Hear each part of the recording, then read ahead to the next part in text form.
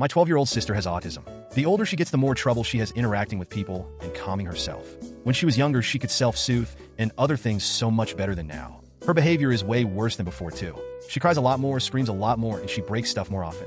Not to mention, she spits out food way more often than before too, because food can be sensory overload for her. My parents have spent a lot of time and money trying to get her all the help she needs and trying to make life more comfortable and accessible for her. This comes at my expense a lot.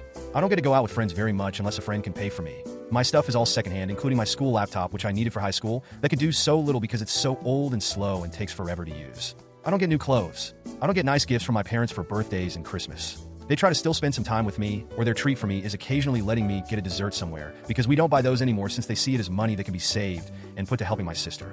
A few months ago, my parents learned about this program for autistic tweens and teens. It's expensive to join, and they don't offer any financial aid with it.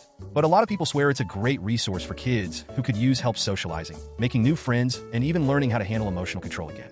They have therapists, psychologists, and adults with autism who have experience with this stuff to help kids. On top of activities and stuff, they started saving, but it's such an expensive program. It happens after school and weekends, and you can choose when your kid joins. 3 weeks ago, I was given a gaming laptop by someone close to me. This laptop cost more than $1,000 and was the nicest thing anyone ever gave me and really blew me away. I asked someone to keep it safe for me because I was worried my sister would break it. When my parents learned about it through another person, they suggested it would be better sold and the money used for the program for my sister. I said no. They asked me why I need something so expensive when it could be put to way better use.